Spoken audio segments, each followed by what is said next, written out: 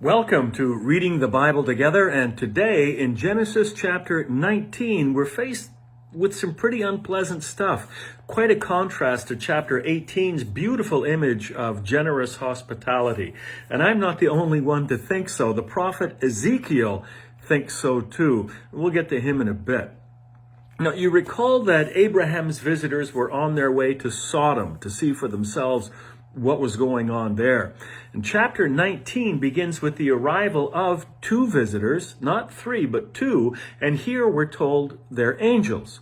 They're also referred to as men, and again later in the chapter, men, and then later again as angels. It's kind of interchangeable. Remember, the word angel means messengers, and these men are very much messengers of the Lord. Nowhere are they themselves referred to as the Lord. In fact, they speak about the Lord having sent them. So this is a different assemblage than in chapter 18, where the word angel is never used. Now, Lot was stationed at the city gate when they arrived. And that's a place where the people in the city of some prominence find themselves. And it indicates that he was a person of some prestige.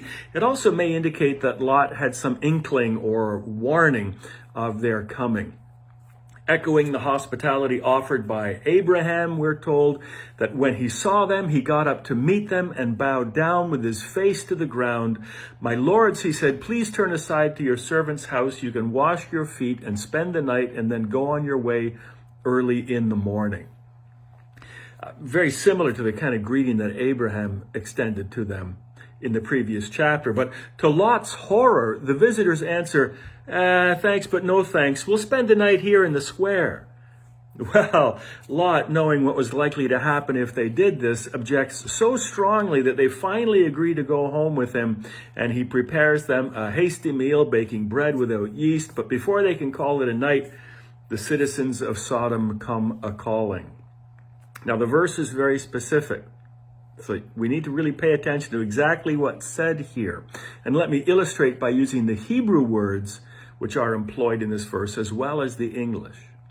It says, "But before they lay down, the men of the city, even the Anshai Sodom," and the Anshai means all the citizens, men and women of Sodom, "surrounded the house from young to old, all the people from every quarter."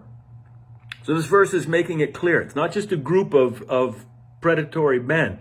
This is everybody, men and women of the city, that Anshai Sodom. Anshai is never used to describe a group of just men, but a group of citizenry, a group of people, men and women together. And so the verse, the men of the city, all the people of Sodom, from young to old, all the people from every quarter. It's common to read this passage as including only the men of the city or a small select group, but the passage actually goes to great pains to include everyone, male and female, young and old, from every quarter. This is an image of total societal involvement. Nobody is off the hook. And what do all the people want? Bring them out to us so that we can have sex with them. Yikes. Now, we regard this as primarily a sign of sexual depravity. Of course we do. But it's also a gross violation of the duty to welcome and protect strangers. A duty Lot recognizes and states clearly, and really is what the previous chapter and this chapter are all about. Now, Lot recognizes his duty even to the point of this hair-raising suggestion. He says, "Look, I have two daughters who've never slept with a man. Let me bring them out to you and you can do with them what you like." Now, this is indefensible. Lot has not benefited from his time in Sodom. His intention of the protection of his guests is sound, but he forgets his obligation to protect his own family. People can sometimes be persuaded to do inexplicable things for what might seem to be good reasons, but the ends do not justify the means. Now, thankfully, the people don't buy Lot's plan.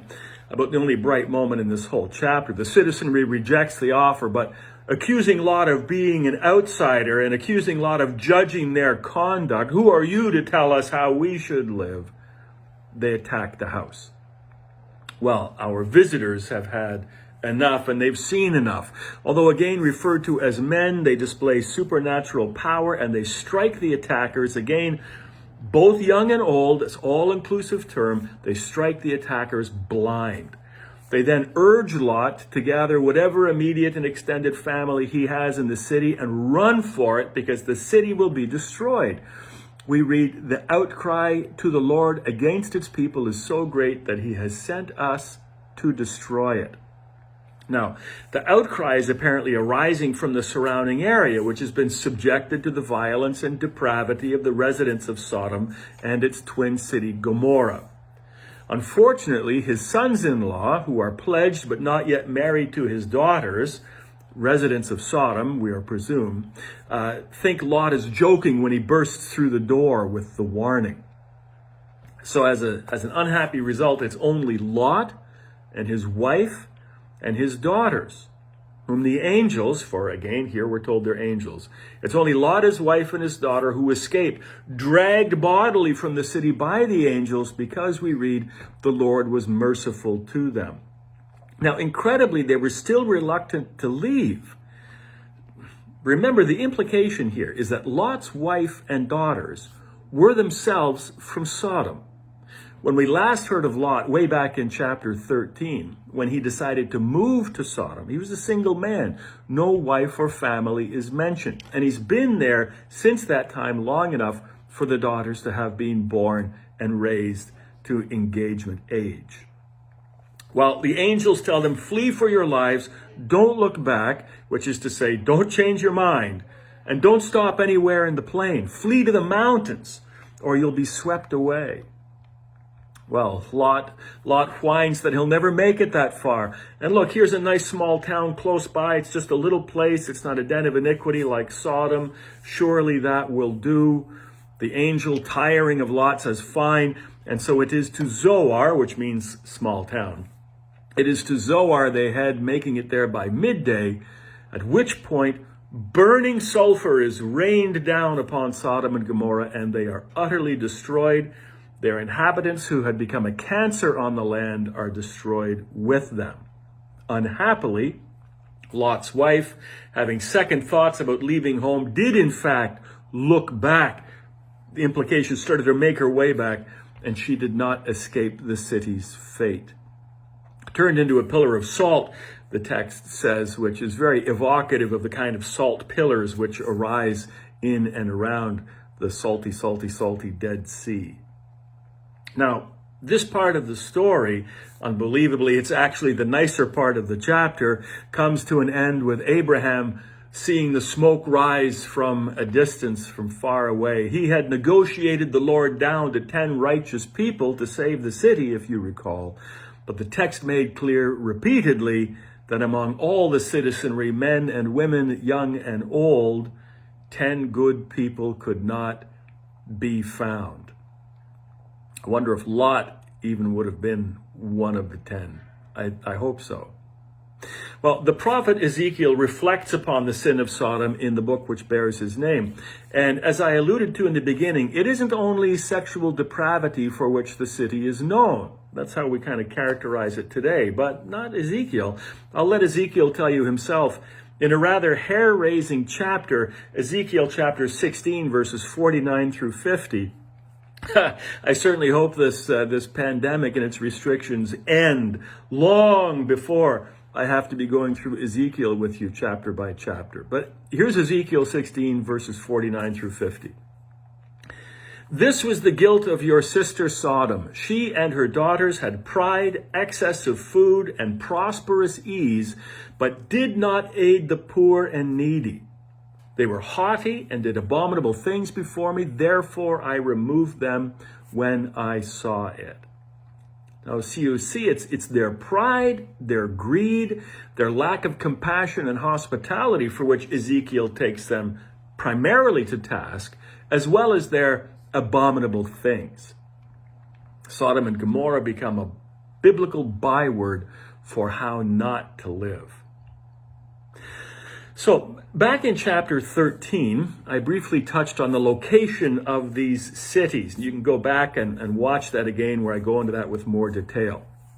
But archaeologist Stephen Collins, we heard then, identified Sodom with a place called Tal el Hammam, a city that was destroyed by fire at the end of the Middle Bronze Age, the period covering the time that we're looking at here, from about 2000 to 1600 BC. And that city was destroyed by fire in that era, and it remained uninhabited for centuries. Now, across Tal el Hammam, archaeologists found widespread evidence of an intense conflagration that left the Middle Bronze Age city in ruins. They found scorched foundations and floors buried under nearly 3 feet of dark gray ash, as well as dozens of pottery shards covered with a frothy kind of melted surface. The glassy appearance indicates they were briefly exposed to temperatures well in excess of 2,000 degrees Fahrenheit, the approximate heat of volcanic magma.